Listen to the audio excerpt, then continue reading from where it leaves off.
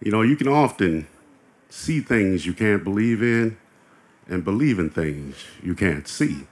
And around the perimeters of the military base, it was not uncommon for people to mistake night parachute jumps, low-flying helicopters, soldiers scurrying around in the woods in various forms of camouflage as UFOs, Bigfoots, aliens, things like that. Now, my sense of loyalty was different because in combat, the only thing soldiers fear is death.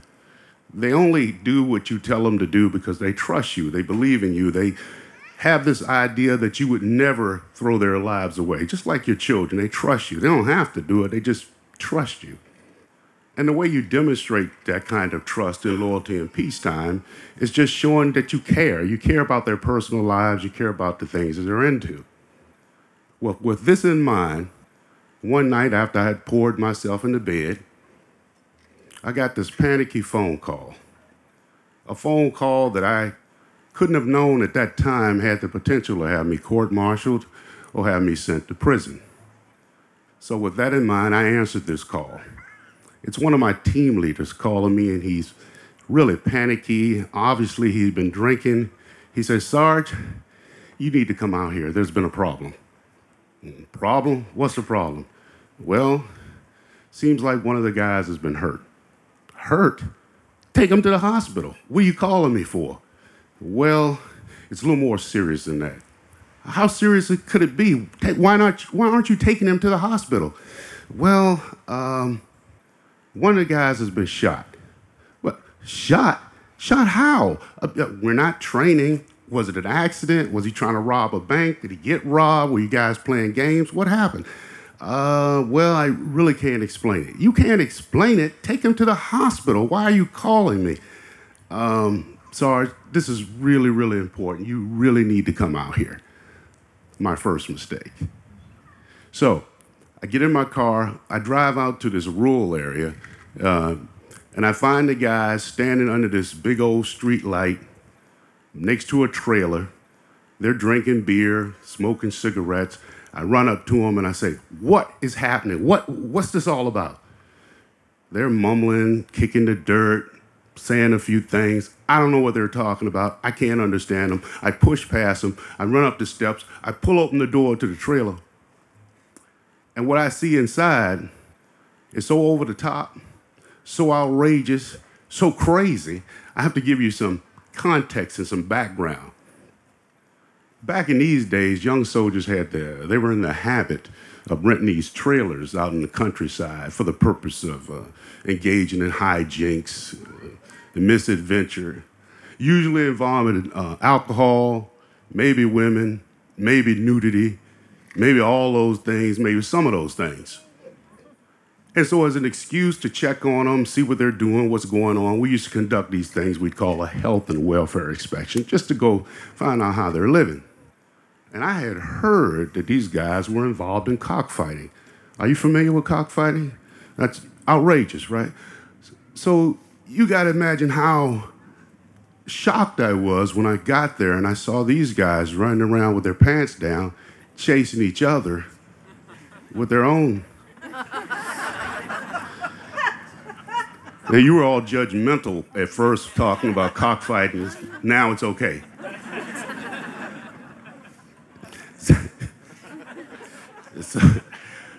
So these guys, just giving you some more context, the kind of guys they were. They had went to his Halloween party, and one of the guys, Sergeant Brown's, he had this old cheap gorilla suit.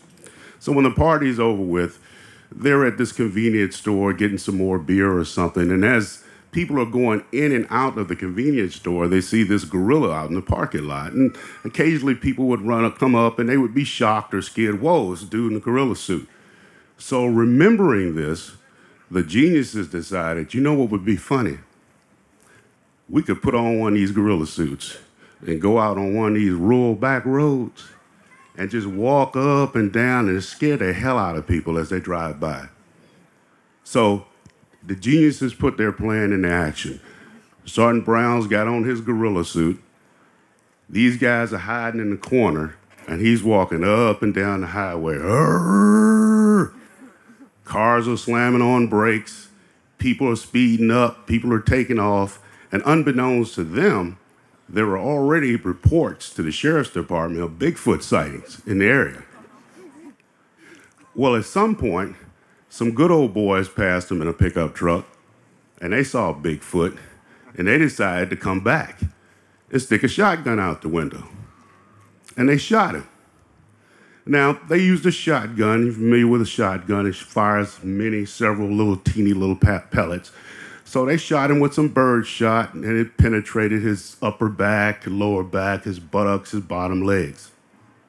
Having been drinking, panicking at the same time, they decided, what we're going to do is we're not going to take him to the hospital. We're not going to call anybody. We're going to put him in the car and take him to the trailer and call Sarge on the phone. So this is what I see when I pull the door open to the trailer. I look inside. I see Sergeant Brown laying on the couch. He's got nothing on the top. He's wearing these gorilla pants and these big-ass gorilla feet. And he looks at me sipping the beer, and all he says is, "Hey, Sarge." So I look at his butt, and it's all peppered with little holes in him, and he's got blood stuck to his buttocks. And I pull the pants down, and pellets just pop out, and he's got holes just littering his butt. And I'm thinking, wow, this is way beyond my ability. I know what I'm going to do. I'm going to call a medic friend of mine. So I call the guy on the phone. I say, "Look, man, I got a little situation. I wonder if you could come out here. Guy's been shot." He immediately go, "Hell no, I'm not coming out there. Take him to the hospital." So I get back on the phone. Now I got to guilt him into coming out. I go, "What kind of dude are you? What kind of soldier are you, man? You're not loyal. You don't want to help anybody. What are you kind of person?" He said, okay. I'm coming out. The conspiracy is getting larger. So he comes out. He brings his medical bag. He cleans the guy up. He picks out a few pellets from his buttocks. And he says, "I think it's going to be okay. I think it's superficial, but some of these pellets may have penetrated his colon. And if that's the case, he could die from that. And I don't have the means or the ability. There's just no way we could know. But I got an idea. Maybe if we call the medical sergeant in charge, and if he came out here, he could evaluate it." I said, "Okay, good idea. Call the guy on the phone." He calls him on the phone, and I can hear in the background over the phone the guy going, "Hell no. I'm not coming out there. Take him to the hospital." So I snatch the phone out of his hand, and I do the same thing. "What do you mean you're not coming out? You're not loyal? What kind of soldier are you? You're not dedicated to the rest of us? What are you doing?" He goes, okay. I'm coming out. He comes out. He looks at him. He cleans him some more. He removes a few more pellets. But then he voices the same level of concern. He says, "I think it may be just superficial, but some of those pellets may have penetrated his colon. I don't know. He could die from that." So here's how this is going to work. If it's really, really serious, all of us are just going to fall on our sword. We're all going to get court-martialed, but we're not going to let him die. So here's what I want you to do. Just so we can make sure, so I can examine it properly, bring him on sick call in the morning and say that he has hemorrhoids so we can get out the equipment we may need so we can have a look at it. No problem.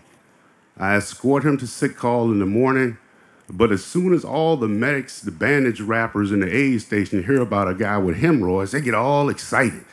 Everybody starts talking, "Oh, hemorrhoids, they want to play with those." They don't get a chance to do much medical work, so everybody is there. So I know then we got to get the hell out of here. We got to get out of here. It's not unusual for good soldiers to just say, "I'm not sick anymore, I'm not hurt anymore," and they just leave. So they were really disappointed that the hemorrhoids had left, but they understood. But the medical sergeant, he approaches me and he says, "Listen, you cannot bring him back here again under no circumstances. No way, don't bring him back. You're going to have to check the old-fashioned way." So what is the old-fashioned way? You're checking for infection. How? What am I looking for? Foul-smelling discharge, any streaking, Any pus coming out of his anus, would be a sign. The smell, How long am I supposed to do that? Until he heals. Well, it took a couple of weeks for us to get into a routine, and with some good natural light, in the beginning, I could barely look at it, but after about a month, I could peel his butt cheeks back like it was a banana, have a sniff.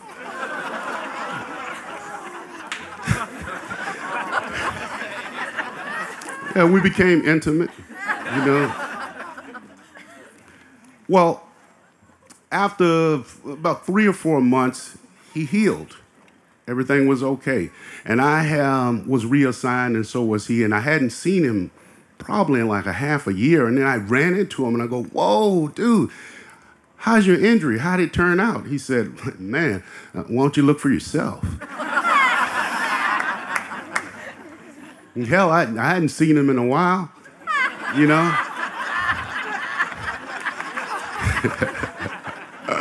He dropped his pants, and I looked, I dropped. And that in of itself wouldn't have been a problem, except that a private walked in the bathroom right at the same time. Every time he saw me after that, he just smiled.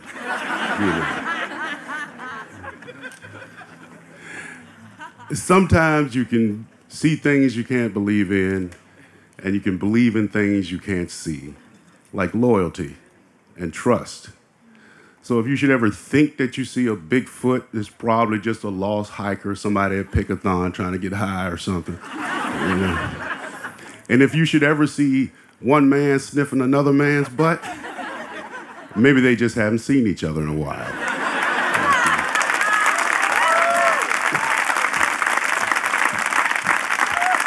Let's hear it for Ray Christian.